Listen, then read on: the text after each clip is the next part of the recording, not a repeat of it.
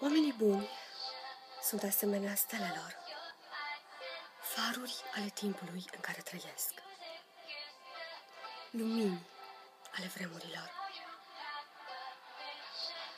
Pena de înțelepciune aparține lui Ben Jonson, dramaturg, poet, actor și critic literar englez, 1572-1637.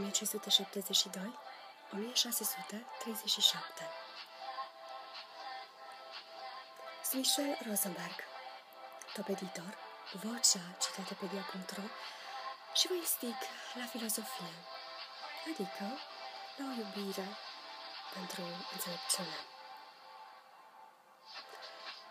13 iunie 2016. Oamenii buni sunt asemenea stelelor.